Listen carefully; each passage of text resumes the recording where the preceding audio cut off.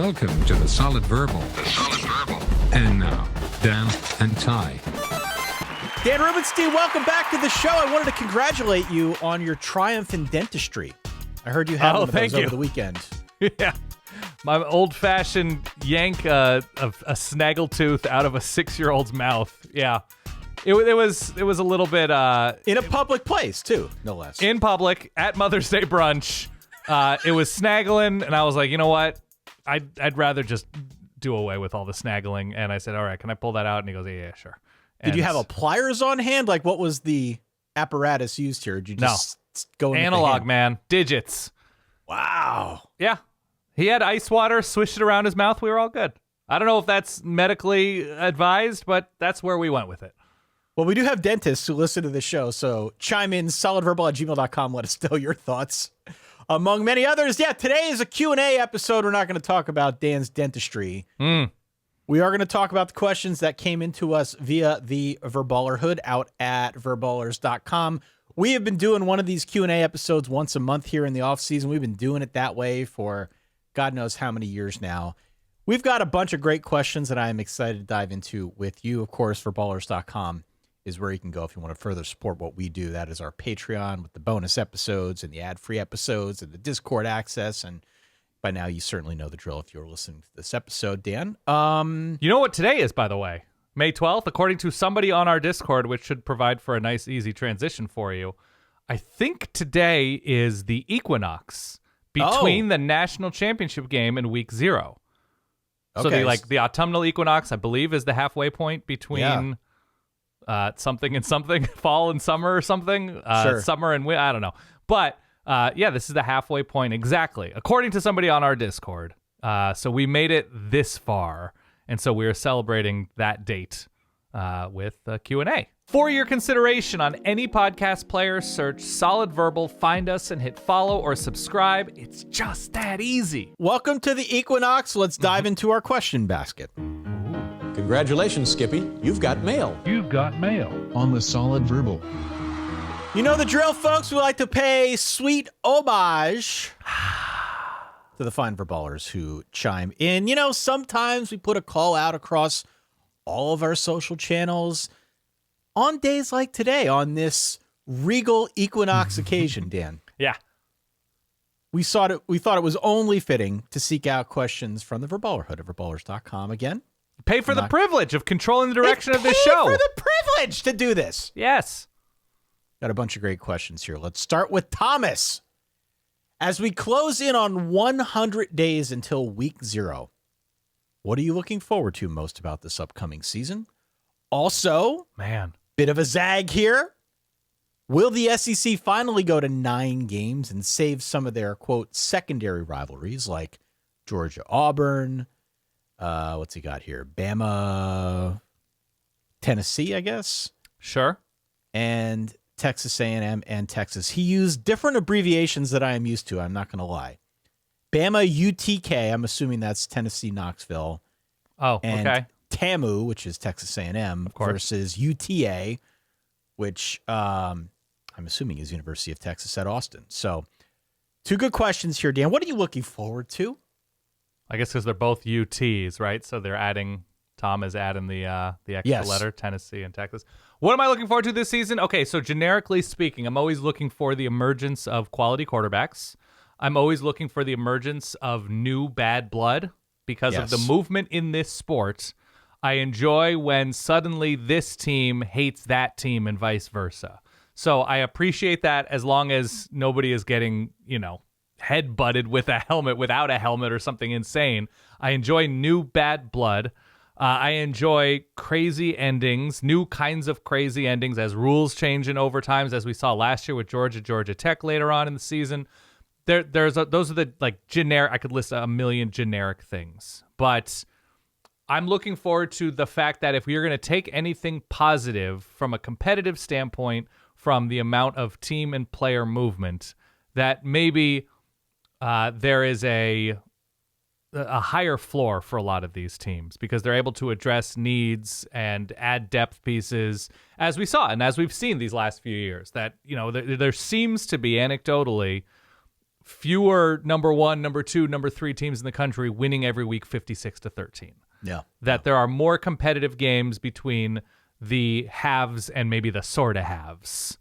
And I appreciate that. I appreciate getting moments, Oregon goes 13-0 last year, but had to take every single second to beat a team like Wisconsin, who was nothing special last season, but the right week at the right place can be pretty dangerous. So I look forward to those moments. Specifically this year, the things I'm looking forward to is seeing the potential of guys that kind of exploded last year, right? Or seeing the potential seen through. John Mateer at Oklahoma, Darian Mensah now at Duke. Lenora Sellers, who's going to have to do literally everything for South Carolina, it seems, at times on offense, given what they lose on both sides of the ball. Guys like that, obviously seeing, how transfers fit into their new place and new coaches or second-year coaches like the Franimal, replicating some of that early success. But by and large, it's the new and last year's new jumping on what they already were able to show last season. That always gets me going. Yeah, I think I am most excited, first and foremost, to watch the Big 12. Outside of my own teams, I've been enamored with the Big 12 ever since they changed up the conference alignment because, frankly, I don't think anybody knows anything about it. Right. And just seems, again, like another one of those years where it's anyone's game, and I think that makes it interesting. So I'm in. I'm very much in on that. I guess to that point am curious to see who this year's Arizona State is. Not necessarily in the Big 12, but just college football as a whole, because they came out of nowhere. Sure. Came out of nowhere, went into the playoff. We had that great playoff game, right? Arizona State caught a lot of people by surprise. Clearly, they lose Cam Scattaboo. Like, they've got kind of a different equation that they got to deal with this season, but they should be one of the better teams in the conference. But at this point, they're kind of more of a known quantity, right? Who is going to be the team, either in the Big 12 or anywhere else in college football? It could even be a G5 school that becomes that dark horse, comes out of nowhere, turns into America's team within the span of like 3 weeks, and suddenly they're the underdog that everyone's rooting for in the playoffs. There will be a team like that this year. There always is. Mm-hmm. I'm curious to see who it is. And maybe as we get a little bit closer and as we start talking through previews and whatnot, maybe we can figure out or take guesses as to who that team might be. But I think just given what we saw last year, that's something that's front of mind for me. What do you think about... You know what I love, by the way? I just want to know who this team is. Jesse Breaking Bad, they can't keep getting away with it. Yeah. A team, I think it was USC a couple of seasons ago, where they were like, hey, they're plus 27 in turnovers. It doesn't make sense. At some point, that they're not going to be able to count on getting 3 or 4 interceptions a game to seal off wins. But who's that team whose record is perhaps inflated, but I kind of appreciate that too. Find wins however you can find them. It's a short season. There's a lot on the line every week. And so I always appreciate when a team is sort of out kicking their expected wins, expected performances because of turnover luck, because Yeah. I don't know, that sort of means that we're getting more close, weird games because maybe a team isn't built to do something on offense, but they keep getting short fields and taking advantage. I like that. I like the wild variance of this sport. And so give it all to me.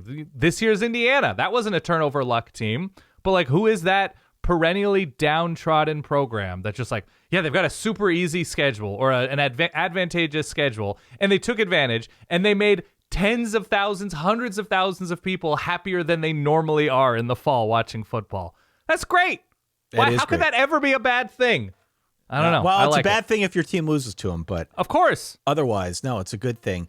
To the second part of Thomas's question here about the SEC going to 9 games. Yeah. I don't know if you saw some of the reports that have circulated. Ross Dellinger, our friend over at Yahoo, I think was the one who wrote up some of these scenarios. If not, I'm sure Ross has talked about it at some point. Ross is very much in the know with all things college football.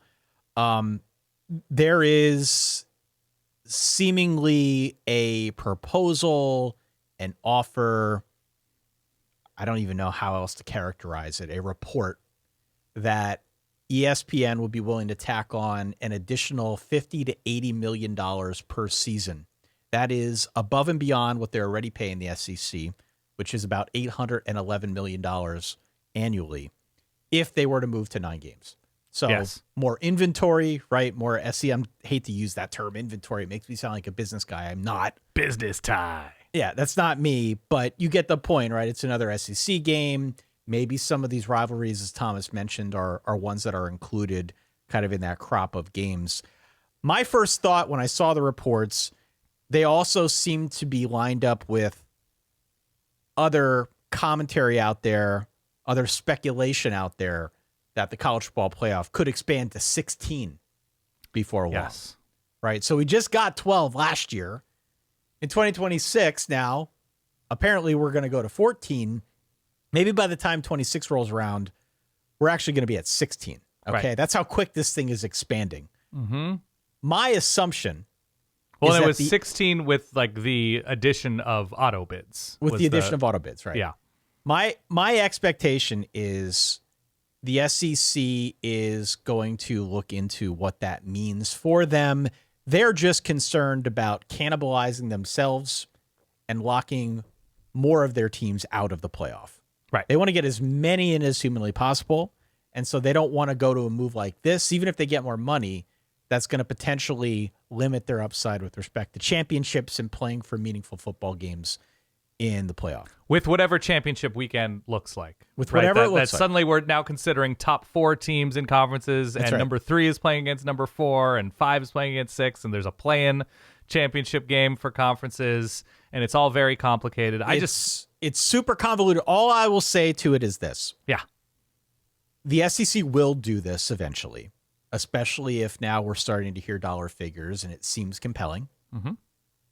They will do this so long as they are not locking themselves out of the playoff. So long as they get guarantees that a certain number of their teams will be in and that it's not going to be held against them when some of their teams that are playing tougher schedules than other schools around the country will not be penalized for losses or penalized for close games or really penalized at all.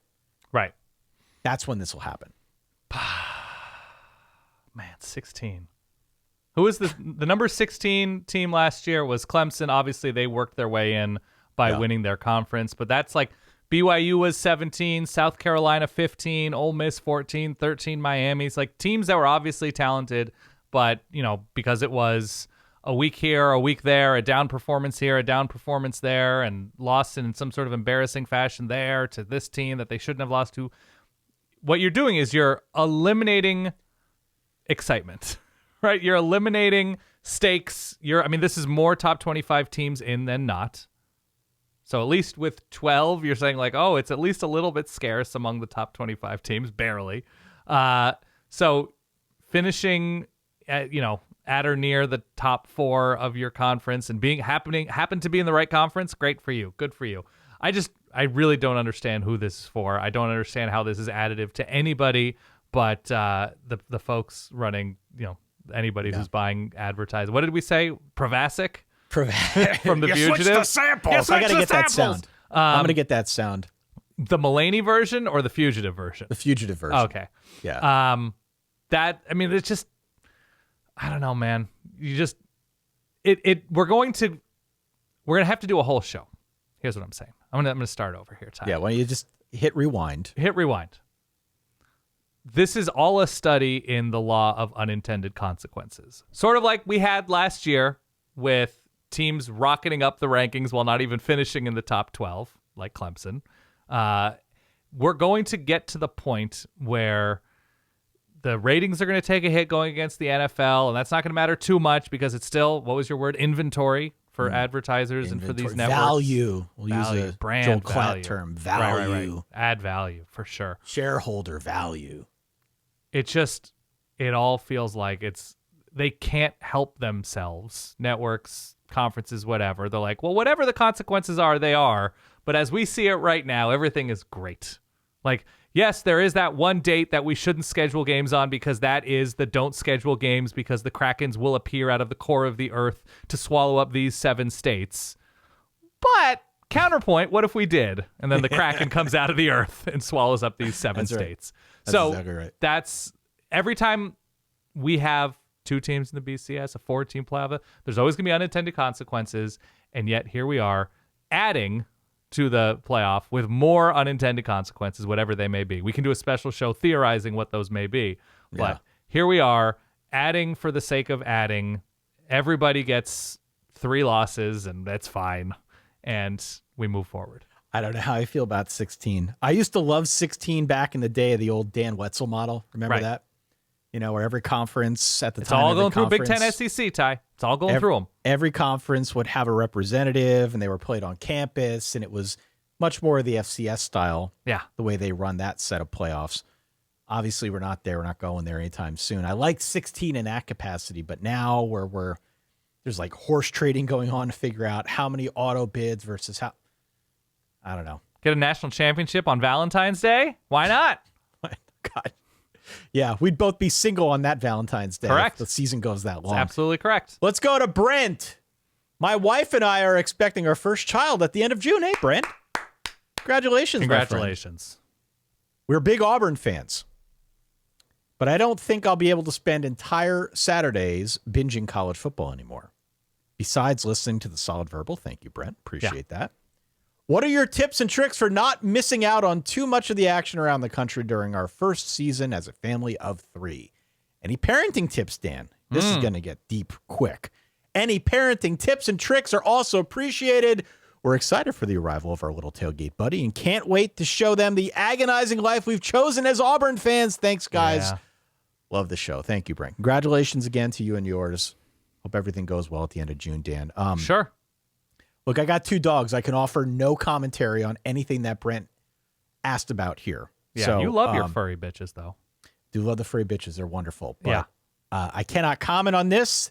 This is a little bit more specific to you. So what do you got for Brent? Okay, so just specifically in the lane of college football, watch with, like, you don't have to stick your kid in front of the TV, but it's like a fun new thing. Like, bop around the living room carrying your new son or daughter or whatever, and it adds a lot of perspective. You're not going to throw your kid when you're upset like you might like a Nerf football that you're holding. So that's good. It adds perspective. The highs will feel better, and the lows won't be as disappointing as they always are for every team. Auburn has given Auburn fans a good amount of lows recently in the way that they've lost, and the interceptions and the Peyton Thorne and the Hugh Free, But with regard to your new schedule, you circle Auburn and maybe you circle a headline game that day. My suggestion, my semi-solicited suggestion, do everything you can to get that kid sleeping through the night. He said, obviously. But I don't know. Sleep training worked really well for us. Every kid is different. Every couple is different. Every philosophy is different. But everybody's happier when that kid is sleeping. You're happier. The kid's happier. Your marriage is happier. Get that kid asleep. I think you can start pretty quickly, a few weeks in doing the sleep training thing and, look up different methods and figure out what's best for you and yours. But I get out for walks. Fresh air is really good during the season. I would eliminate pregame shows unless you are just so into pregame shows. If they're just a thing you happen to kind of like, I would just eliminate them. And unless we do one. If we do one, then Brent, we're going to ask you to listen, or even if you don't actually actively listen, yeah, of course, just give us the download. That'd be helpful. That'd be great. Obviously, figure out your TV provider and what they can do for you on mobile, so you can go for walks, so you can be at the park or whatever. And you have like a 4 or 5 month old. The kid's not going to be on the swings or anything that often, but get out and about. Look at look at your phone or iPad or whatever. It's not the end of the world if Auburn's not playing a big game and you're missing it. I don't know. I would just, as far as the watching thing, Auburn, big game, get the kids sleeping on a regular schedule, because if your kid's going to sleep at 6:37 every night and sleeping through the night, you can catch up at that point. You can listen to the midnight stream. You can listen to the midnight. I don't know. For a new parent, if your kid is sleeping, sure. But if you're a new parent, you got to get your sleep too. So maybe you listen the next morning, watch the next morning. The only thing that I would offer to Brent here is this. Yeah. You need to give yourself at least a little bit of a grace period with your wonderful new offspring to determine if the child is a good luck charm. Okay, Oh, I'm good very call. serious. I'm very serious about this. Objectify your kid as quickly as possible. Yes.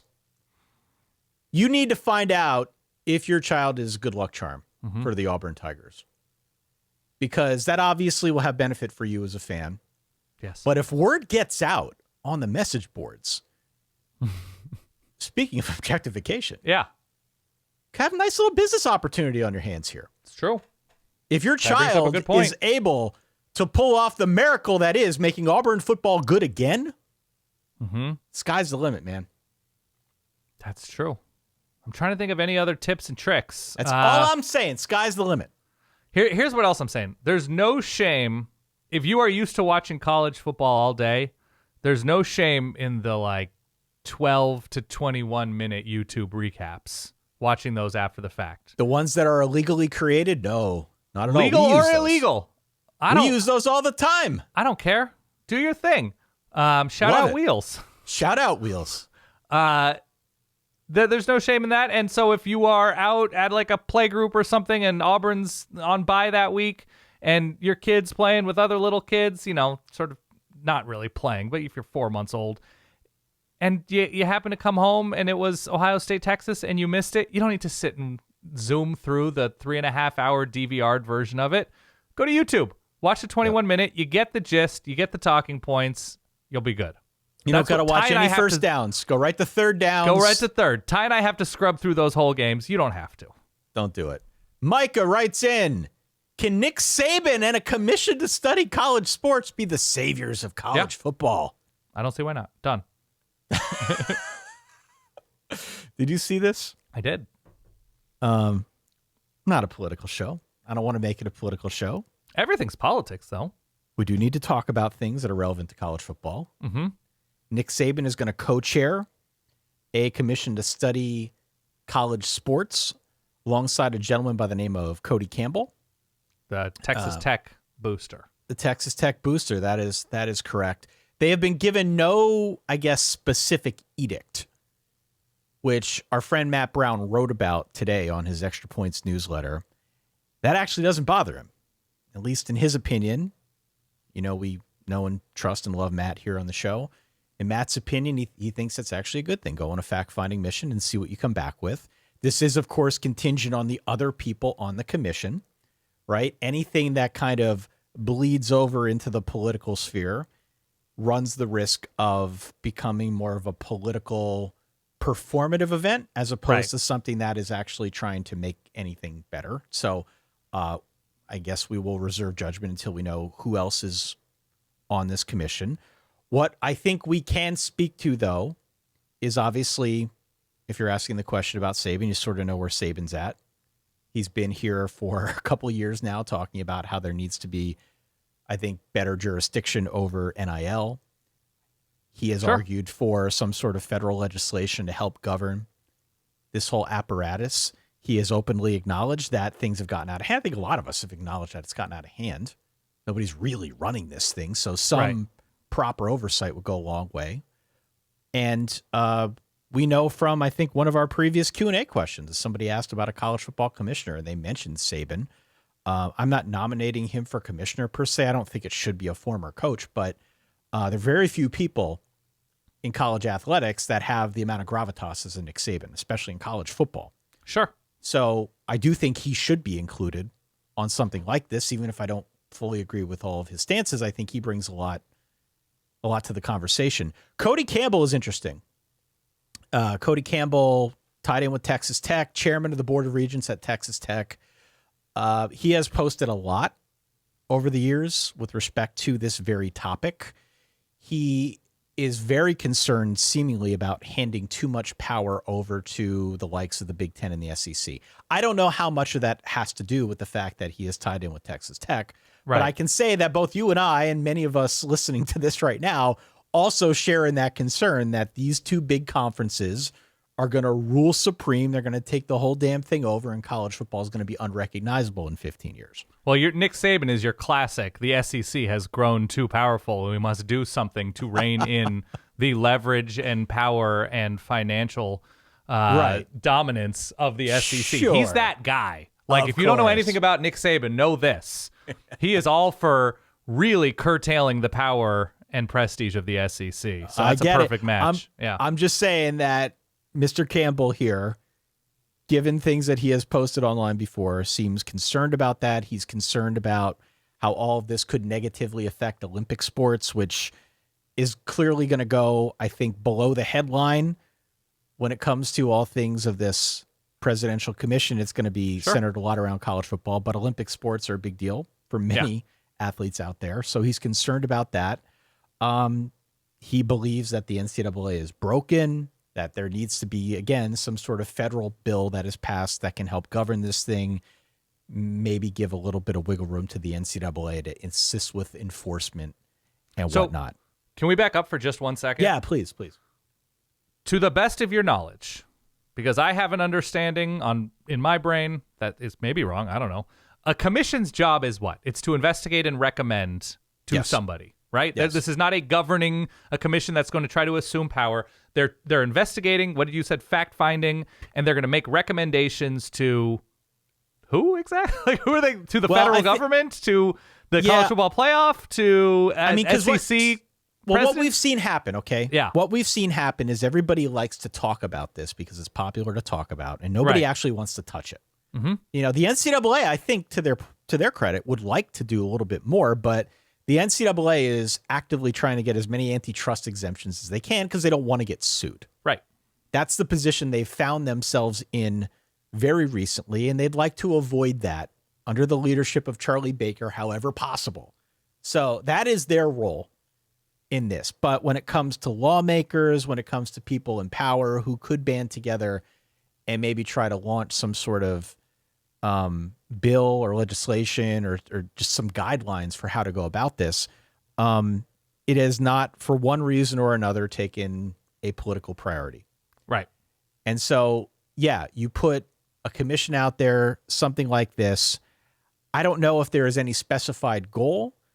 I know one way that Matt was thinking about it in, again, his newsletter that he sent out earlier today is that these types of things can sometimes light a fire under lawmakers. And, depending on who does and doesn't endorse it, it can give them a little bit of wiggle room to try to get a bill through. Right. So if nothing more, maybe it serves as an impetus to put some more of a formal structure in place to help govern where things are at now with specifically NIL. So I'd be curious with regard to this commission.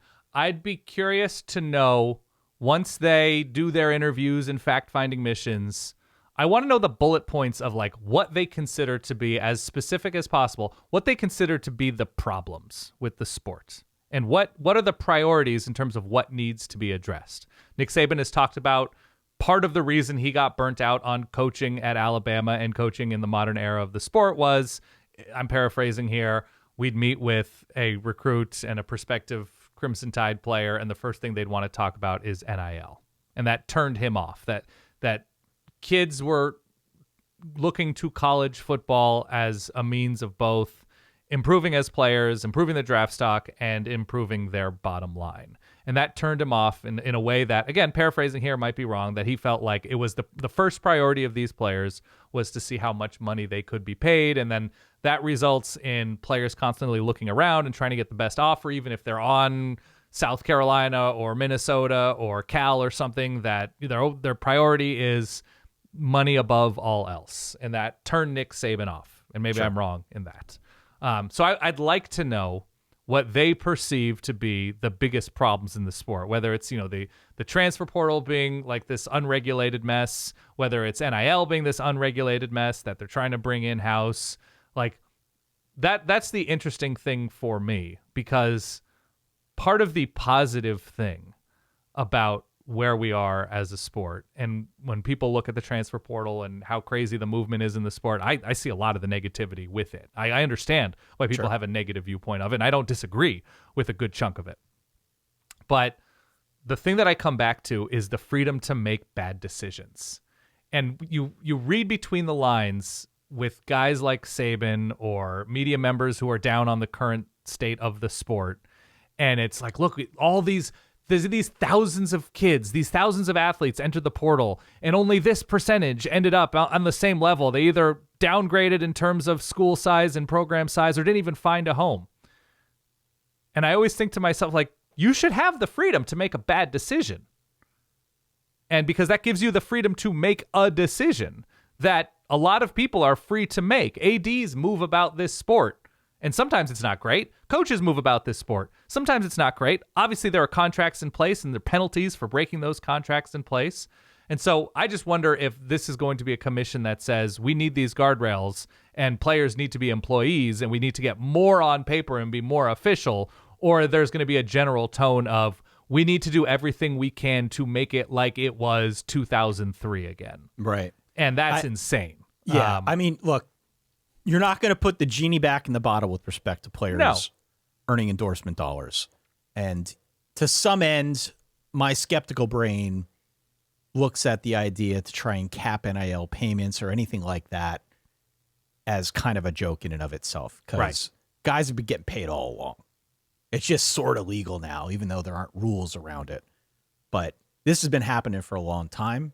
Now it's just out in the open. If you try to put it back in the bottle, guys are still going to get paid. I don't think that's going to change. No, that's we're way past that. We're way past that. And I also don't think, given the current climate, that there is going to be a gigantic push to give players the title of employees. You know, I think more likely than not, this commission will find some middle ground where they're not employees, but they are given some perks, you know, as a result of being college athletes, whether that's medical care. I don't know. Certainly access to NIL and some ability to make revenue. But you're going to need to give players reason to sign some kind of. Oh, you will. You will. You absolutely will. And who's representing those players? Like, you know, well, and that's and so if it seems like I am tiptoeing around the answer here, Micah, the reason for that is, first off, we don't know who else is on the commission. We don't know if it's going to be serious people. Right. There's like the disingenuous nature of this. Or if it's going to be performative. I would like to know who the representatives are, who those voices will be that will step in and be a voice for the players. Right. There's just a lot that we don't know about this. Let's put it this way. I don't think the theory of having a commission to study college sports is a bad idea. Right. I actually think that's a good idea. That's a great thing. We should have done this a while ago. Mm-hmm. What will the result of it be? That depends on who is on the commission. That depends on, you know, what they determine their goal to be as they get a little bit deeper into this thing. I do think it would be helpful to have some sort of federal legislation to help govern this thing right now, because no one's governing it at present. So having some structure and some rules that everybody has to play by.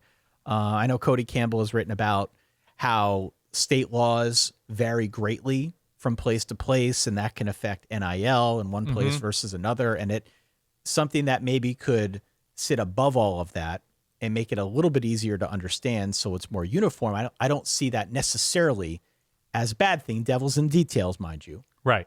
But we'll see what they can work out. Saban's serious about this. I know, again, Cody Campbell's been pretty serious about it with what he's put out there, whether you agree with him or not. These, at least to start, two guys who are co-chairs, we know take this seriously. We'll see what the rest of it looks like. But I'm curious, as you are, to see where it goes next. Yeah. Sidebar, couple things about Cody Campbell, whose name I had heard before, but nothing as serious as now that his name is more out there because of how Texas Tech approached the transfer portal this year and how the spending that the Red Raiders and Red Raider Collective put forth. Sidebar about him, he's on the younger side. Yes. He's of your generation. I think he graduated in 04, 05, so he's both of our generations. But the sidebar to the sidebar, well, okay, first off, I like that he's on the younger end, because if you were dealing with somebody who was also 70, 60, somebody a little bit older as a college football fan, you tend to get people who are deeply entrenched in the like kids these days kind of attitude. And that's not great. So I can appreciate that he's younger. He's made Ty Hildenbrandt money, and he's trying to do the best thing possible for college football. The sidebar to the sidebar, unbelievable dedication to the goatee. Have you seen a picture of him? He's not futzing around. He's not, I'm going to try it. No. He is a goatee guy, capital G, capital G. This is my capital L look. It is Seagal-esque, and he has planted a flag in the ground. So for whatever you believe about Cody Campbell and his potential impact on the sport, you know that he is going to take a stance and stick with it. He has grown out a goatee. He is locked in. I don't know if it was graying and he dyed it black. I don't know if he just has great genes and it is a dark, black, deeply thick goatee. Yeah, it's a Ryan Day caliber. No, wait, it's proto Day. It's way beyond Ryan Day. It's the immediate thing was more like Seagal, Chuck Norris, TV karate type of actor goatee. No, you have to have a certain level of intensity to go with something like that. This is Cody Campbell, Texas Ranger. Yeah. And so whatever you can take from that in terms of his priorities on a commission, he is a man dedicated to a cause, and that cause is a ring of hair around his mouth. Ellie writes in, are we inadvertently devaluing, quote, elite teams in the transfer portal and NIL era? Context. The discussion by just about everyone in the media revolves around how super teams, i.e. Georgia, Alabama, Ohio State, don't have as much depth as they used to. Therefore, there's more parity. Parity here being used as a way to imply that teams are weaker, thus implying that a pre-12-team playoff champion was more of a champion than those that come after. Okay. Yeah. Interested to hear your thoughts? I'll prime you with one of mine. The fact that Nick Saban left the sport when he couldn't hoard all the talent anymore, and Kirby Smart can't just steamroll everyone when his fourth stringers aren't more talented than the opponent's starters, says more about those coaches than it does about the rest of the sport. So perfect segue talking about Saban. Now we go to Ellie's comment here about Nick Saban, Kirby Smart, and where college football is at. So are we devaluing the better teams, Dan? Devaluing, saying they're not as good because they're not as deep, when meanwhile they're still the ones who are doing all of the winning. Yes.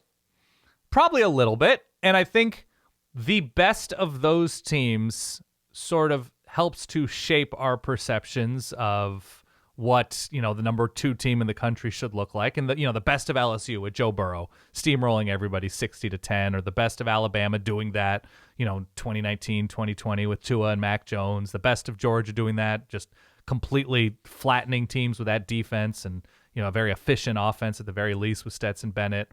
And so that it colors how we perceive those teams.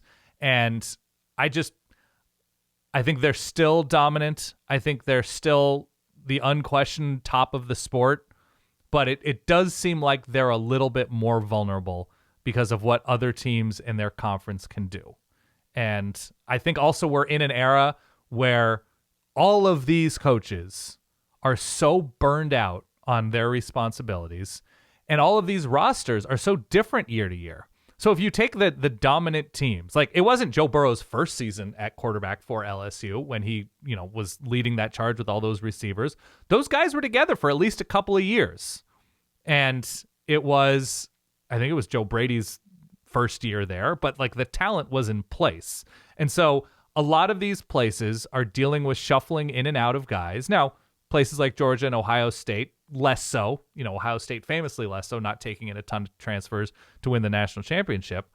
But I think you go back to like USC, and all those guys are together for a long time. You go back to like the Texas team that was steamrolling teams with Vince Young and then Colt McCoy. Like they were together for a long time, and the job as a head coach was just easier back then.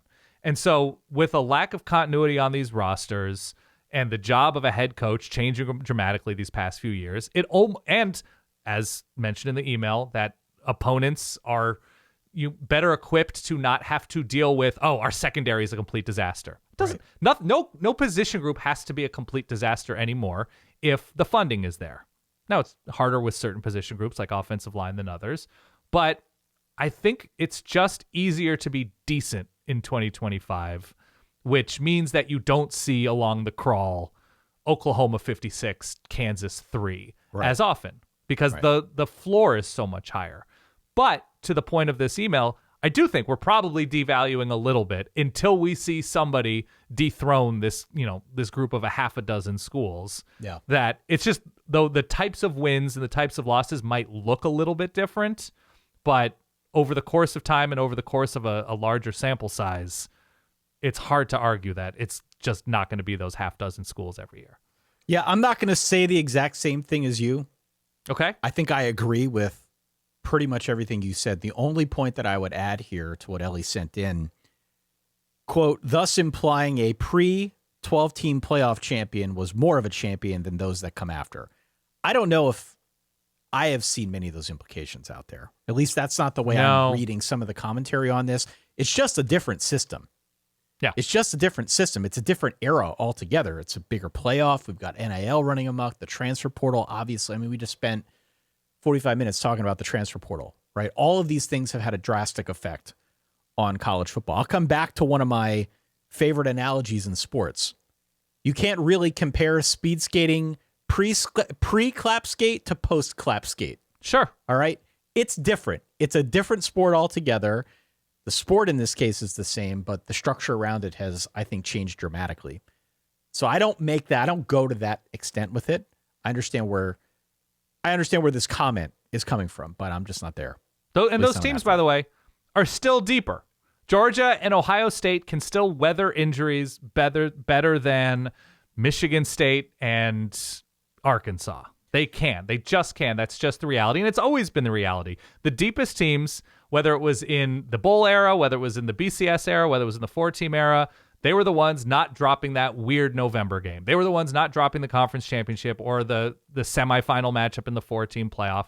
It's always going to be the deepest teams because short of a quarterback disaster, you can just weather losing your number one receiver easier or your starting nose tackle easier when you recruited and developed well there and have the ability to fortify things in the portal at a level that most can't. We saw Oregon lose. Yeah, continue. I would say it also works the other way a little bit. Sure. In that if you are a recruit coming in, if you are good enough to be recruited and sign with a place like a Georgia, like an Ohio State, of course everybody wants to play. But if you don't, being at a school like that tends to give you, I think, a little bit more value when you can hit the transfer portal. Sure, of course. So I think it cuts both ways a little bit, and it's not necessarily working against you if you go to one of those schools and don't play right away. You can go somewhere else. Yeah, I mean that's as soon the as the sort portal of opens. That's the pro player element of this all is that That's you right. can Georgia wash your reputation, that you can Michigan wash your reputation. That's right. And your ability to get a second chance somewhere is probably increased because Jim Harbaugh recruited you, or Nick Saban recruited you, or Kirby Smart recruited you, or Dan Lanning recruited you, that you're able to get that opportunity. Whether or not you're actually any good because you didn't see the field at one of those places, yet to be seen. But yeah, an interesting wrinkle.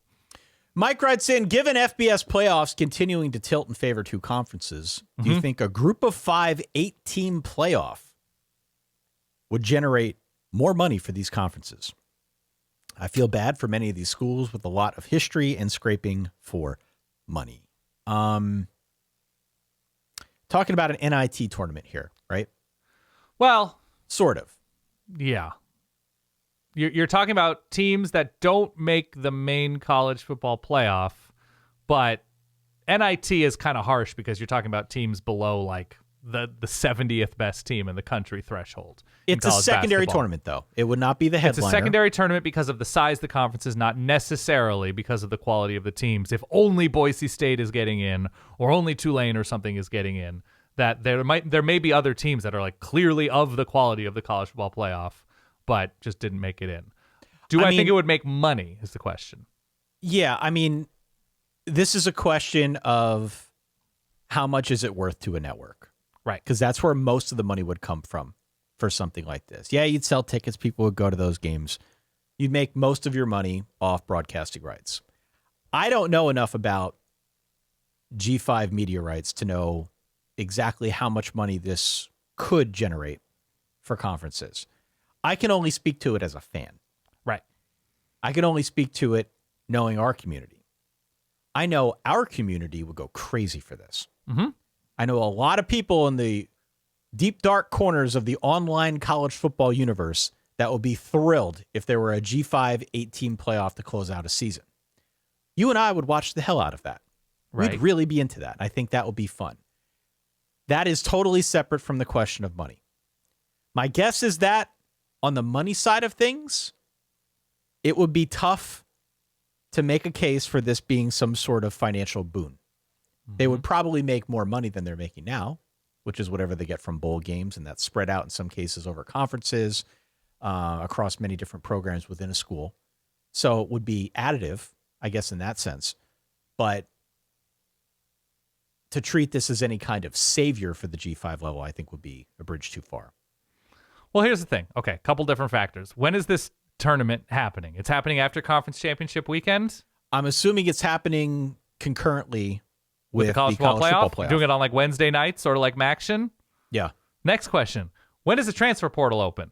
Right. Because a Tulane team with Darian Mensah and a Tulane team playing in a tournament without Darian Mensah, who has a however many $1 million offer on the table from Duke, this is not to slander Mr. Mensah, it's a very different Tulane experience. And it's a very different experience if Ashton Genty gets money to go to some other school after the regular season. It's a very and not being in the college football playoff. It's a very different experience if take your pick, star player, star quarterback, star grouping of players who leave because their coach has just left to take a bigger job. You're now asking people to watch a tournament with teams that, to the detriment of the sport, I would argue, but it's an unfortunate reality, get plundered. So you're like, I'm going to watch Wazoo against USF. Cool. Yeah. Also, John Mateer is gone, and Jake Dickert is gone. And like, Yeah. I mean, Wazoo played in a bowl against Syracuse, I want to say. And it was kind of fun. It was a shootout. They gave up 50, 60 points or something to Syracuse, but that's not representative of what Wazoo was in 2024. Yeah. And so Tulane in their bowl game was not necessarily representative. They played Florida, I want to say, in their bowl game this season. Kind of a weird, uneven matchup, but like that's not who Tulane is. Whereas teams in the college football playoff, by and large, at least as of now, are representative of who they were during the regular season. And so I just don't know how much money you're going to get behind that kind of tournament, even knowing that football always rates on TV. But now you're talking about like a football tournament without a lot of key players. Like, yeah, Duke without Cooper Flagg and whoever.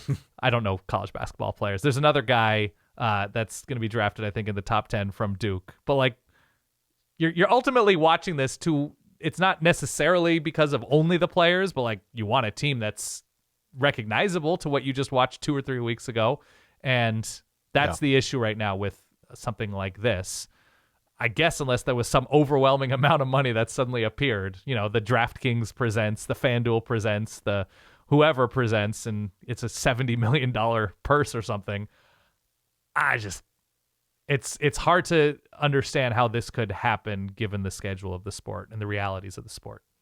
I don't hate the idea of making there be a prize, kind of like they did in Squid Game where they hang it above. Of course. Maybe like the 50-yard line. I think we've talked about this idea before. But you would almost need a carrot like that to dangle in front of some of these guys who, to your point, maybe have big deals to go elsewhere. Mm-hmm. You need some sort of motivation to get them to play. I mean, Lord knows there are plenty of rumors. But that's such a short-term carrot. It's such a short-term carrot. I was going to say, even still with the college football playoff, we've heard all sorts of rumors, right? I mean, most recently with Nico, there are plenty of other ones out there of guys that, maybe threaten a holdout, want to get more money. Sure. Maybe don't want to put their body on the line with respect to the NFL draft coming up, that type of thing. It gets prickly. So let's put it this way. To answer the question, in theory, yes, you and I would watch the hell out of it. From a money standpoint, no idea. And I actually think, to your point, the question of the transfer portal and who's leaving, who's going, who even wants to be there, that's probably the biggest fly in the ointment here. Right. And there's no way for any key player to not look at this as an NIT type situation. It's great for fans. It's potentially great for TV. But player-wise, that they've given their all, they went 9-3, and now they're playing in an alt tournament instead of seeing what their market value is at a different school or the NFL draft and risking it all to play, Toledo. Yeah, No, again, I use that term. I say Toledo in that tone unintentionally, but you are weighing your future at that point in the season in mid-December, and you're saying to yourself, am I doing this for me and my family and my future? Am I doing this for my school? Like, is this a pride point for San Diego State football that we win the DraftKings Invitational? I don't know. On the CW. Let's go a couple more here, and then maybe we'll save our spillover for the bonus episode that will drop a little later this week. Efren writes in, how would y'all compare college football fans and atmospheres to soccer fans and atmospheres outside the United States, such as Argentina?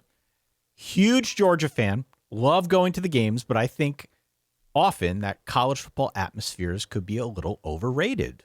Interesting. Okay. So look, I will say full disclosure, I have not been to a soccer match outside of the United States. I've been to the Boca Juniors Stadium in Buenos Aires, but I did not go to a match there, mostly because you're hearing my voice right now. So obviously I didn't go because who knows what could have happened. Continue. That's right. So I can't speak to it first person on the ground, give you that perspective. I just can't. Right. But I care a lot about this. And this is this whole soccer thing is something that I think I understand the ecosystem of pretty well. I have often said on this show that I think the major soccer leagues in Europe, South America, I think that is probably the closest cousin of college football. Okay. Just in the passion that emanates from the audience, right? That emanates from the crowds as you are watching those matches at home. Right. It is palpable. I would say that in many of these places, soccer, football, whatever you want to call it, is the main thing. Right. It is the main thing. So you have pockets in our country here that I think treat college football as if it were soccer and say, someplace in northern England. Right. But it's not like that all over. There are just far too many sports here to distract people or just other things to distract people where it is not. I mean, there are distractions in northern England too. There are, but in terms of sports, Dan. Okay. That is the main show. Sure. So college football does not quite have that importance across the country like a sport like soccer does, let's say in Germany. Mm-hmm. But there are certainly pockets around the country, I would say in the South, that definitely give off those vibes. So to answer the question here, I'd stop short of saying it's overrated. I would say it's very dependent on where you're at, where you're watching a game. If you're watching an SEC game, if you're at LSU watching a night game, that's going to give you a much louder experience than you would, I think, experience if you went on out to like a Manchester United game. Something like that. Like that would be much more comparable than, say, if you went to a Syracuse game, which is probably a little bit louder because of the JMA Wireless Dome. No offense to the Franimal. Right. But you're just not going to get the same experience. So I think it's very dependent on your geography. Okay. A few things about college football, because I saw stories about like Ohio State's looking to up its, after the Oregon game, they're looking to up its in-stadium atmosphere. I can't help but to think from afar, I'm so willing to be corrected on this, but from afar, it seems like there is more of a monoculture to international football fandom. As you mentioned, like entire towns, shutting down, where some towns do shut down, some towns don't, but I think it's more heterogeneous in America. Like you go to a college football game and you see a lot of what I consider to be like the vest and crest crowd. Yeah. Like an older crowd, the crowd that maybe they're retired and they love following their team around and they take great pride in their university and they're wearing that like coach's polo. And it depends on the school. It depends on what the culture of the fandom is at that school.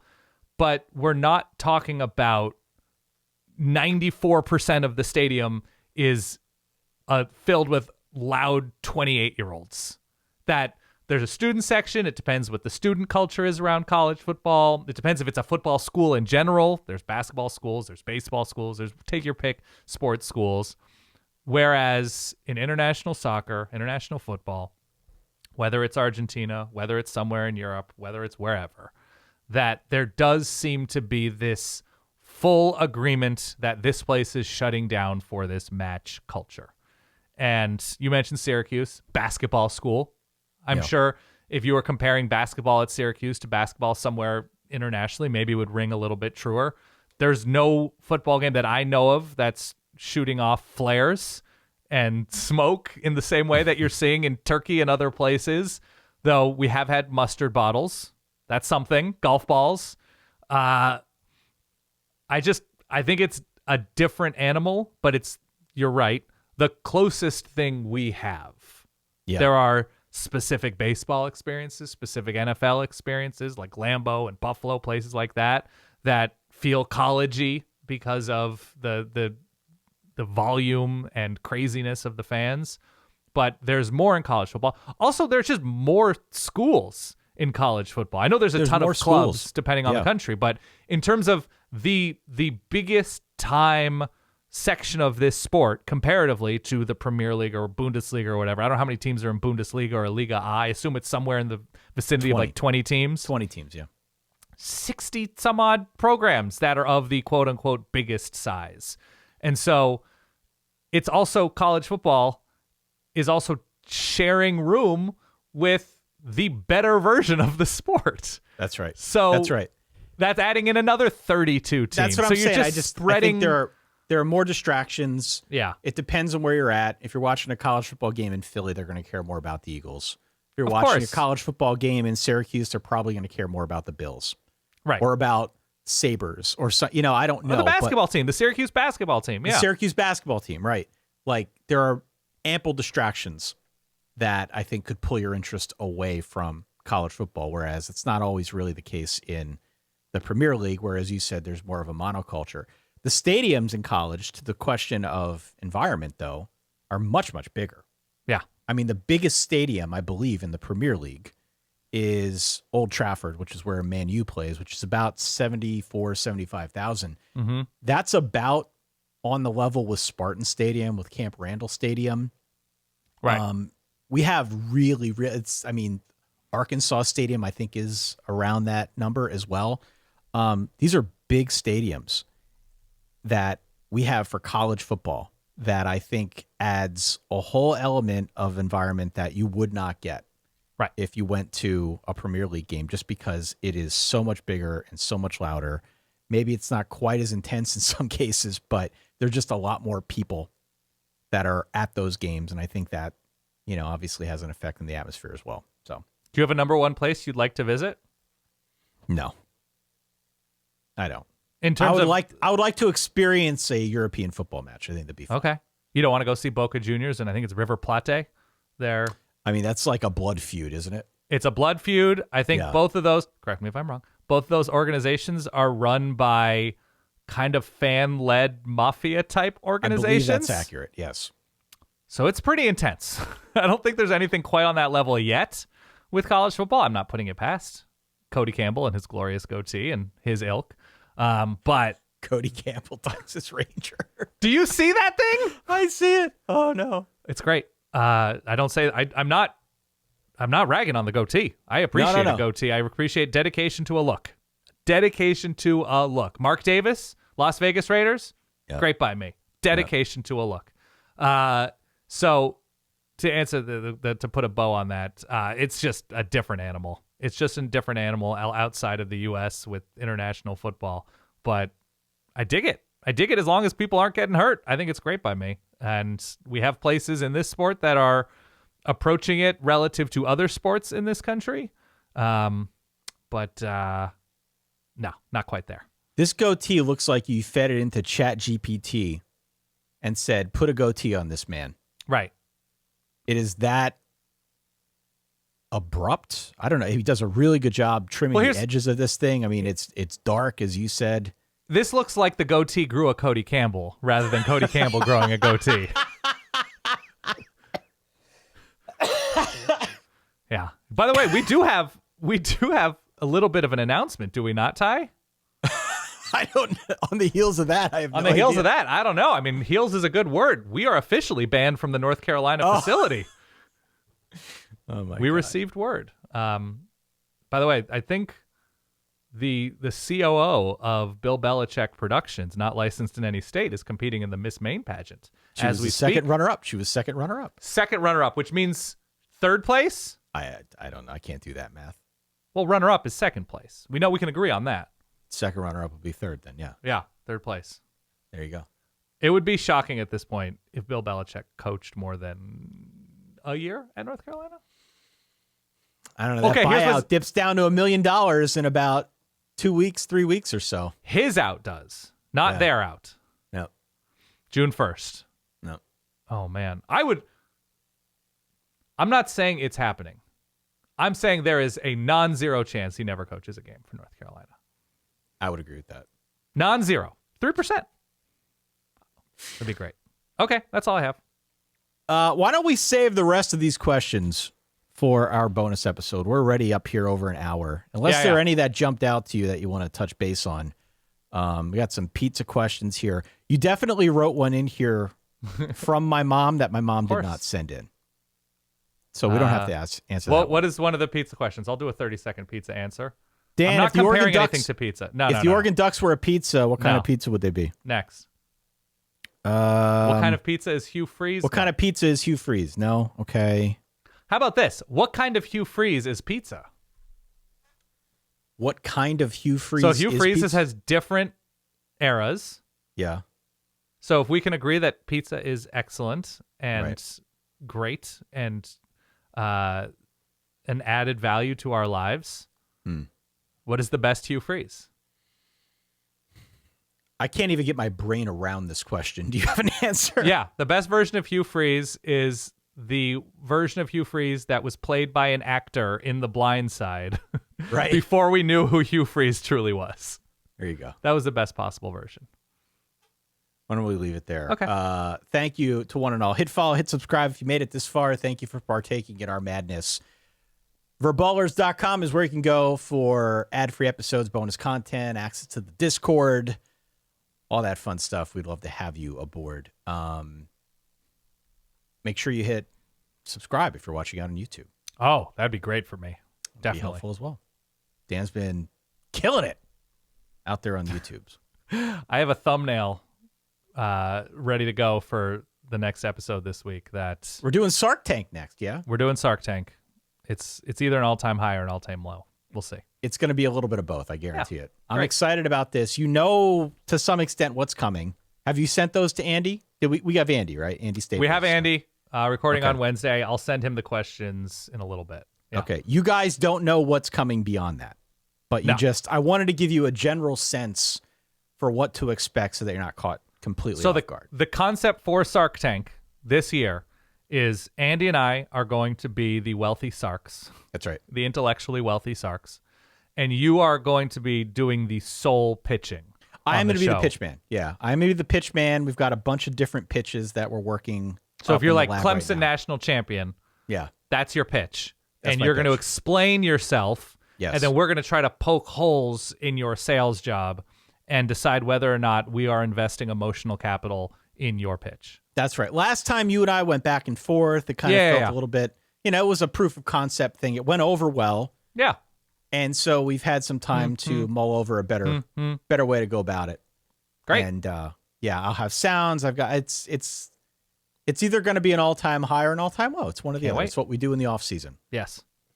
Let's leave it there. Thank you for bearing with us here. Appreciate all of your questions.